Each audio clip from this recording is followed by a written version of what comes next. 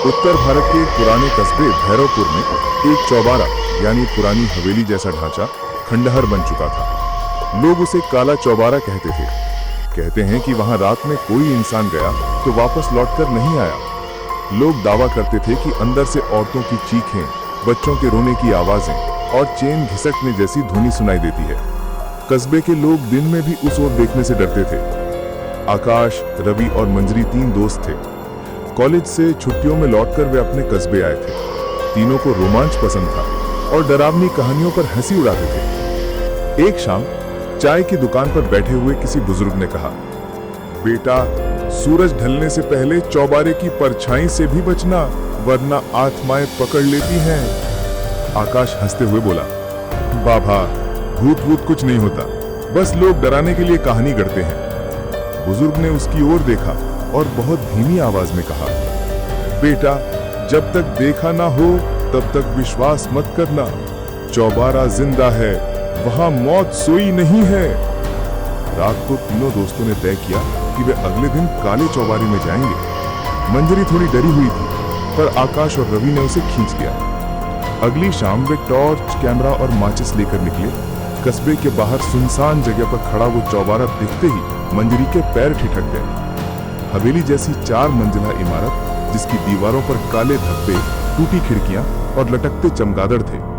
हवा चलती तो टूटी खिड़कियां खुद ही ठक ठक करने लगती। मंजरी बोली, मुझे अच्छा नहीं लग रहा, लौट चलते हैं। आकाश बोला, बस आधा घंटा और ये सब कैमरे में कैद करेंगे। जैसे ही तीनों अंदर घुसे, हवा अचानक ठंडी हो गई। घुप अंधेरा और चारों ओर धूल भरी बदबूदार हवा थी। सीढ़ियां चढ़ते हुए उन्हें लगा जैसे कोई पीछे पीछे चल रहा हो। रवि ने पीछे टॉर्च घुमाई, वहां कोई नहीं था, पर मंजरी को साफ साफ लगा कि किसी ने उसकी चोटी खींची। उसने डर कर चिल्लाया, आकाश, मैं कसम खाती हूँ, किसी ने मुझे छुआ है। आकाश हंस पड़ा, तेरा वहम है। लेकिन उसी समय ऊपर की मंजिल से किसी औरत की लंबी चीख गूंजी, आ! तीनों के दिल की धड़कन तेज हो गई।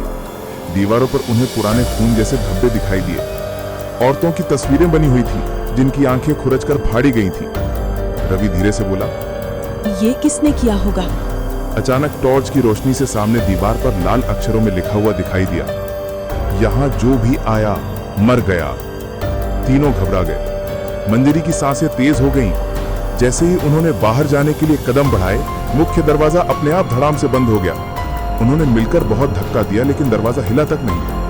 और तभी छत से एक टूटी हुई झूला कुर्सी खुद ही हिलने लगी। उस पर कोई बैठा हुआ था, पर वहां किसी की परछाई नहीं थी। आकाश का चेहरा सफेद पड़ गया। ये क्या हो रहा है? ऊपर से बच्चे के रोने की आवाज आने लगी, माँ, माँ, मुझे मत छोड़ो। तीनों डरते डरते ऊपर चढ़े। एक कमरे में उन्हें झूलता हुआ पालना दिखा और उसमें कपड़े से लिपटा कोई बच्चे जैसा पुतला रखा था। मंजरी ने जैसे ही उसे हाथ लगाने की कोशिश की, वो पुतला अचानक खून से भीगकर फूट पड़ा। मर जाओ! मंजरी चीख मारकर पीछे गिर गई। रात गहराती जा रही थी। घड़ी ठीक 12 बजे पर आकर रुक गई। अब चारों ओर सन्नाटा था, लेकिन उनकी सांसों की आवाज साफ सुनाई दे रही थी। तभी सामने एक औरत सफेद साड़ी में दिखी। उसके बाल उलझे हुए, चेहरे पर कोई आंखें नहीं थी, बस काले गड्ढे। वो बोली, तुमने मेरी नींद क्यों तोड़ी? यहाँ से कोई जिंदा नहीं जाता। आकाश ने कांपते हुए पूछा, तुम कौन हो? औरत ने चीखते हुए कहा, मैं इस चौबारे की मालकिन हूँ। मेरा पति तांत्रिक था, उसने मेरी और मेरे बच्चों की बलि दी थी। अब यहाँ आने वाला हर इंसान मेरे शाप का शिकार होगा। अचानक मंजरी के गले में अदृश्य हाथ कसने लगे। वो तड़पने लगी।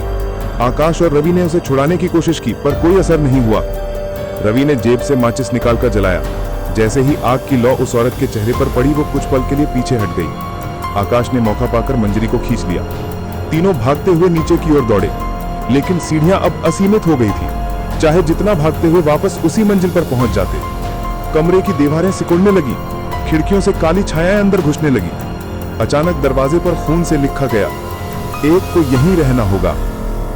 आकाश ने कांपते हुए कहा, इसका मतलब हम तीनों में से एक बाहर नहीं जा पाएगा। मंजरी रोने लगी।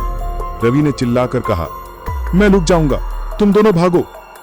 और उसने खुद को उस आत्मा के हवाले कर दिया। क्षण भर में दरवाजा खुल गया। आकाश और मंजरी भागकर गिरे। सुबह गांव वालों ने देखा कि आकाश और मंजरी बेहोश पड़े थे, लेकिन रवि कभी वापस नहीं आया। कहते हैं आज भी काले चौबारे की खिड़कियों से रवि की आवाज सुनाई देती है, मुझे बचाओ, मैं अभी भी यहीं हूं। अगर आपको कहानी पसंद आई हो तो कृपया चैनल को सब्सक्राइब करें।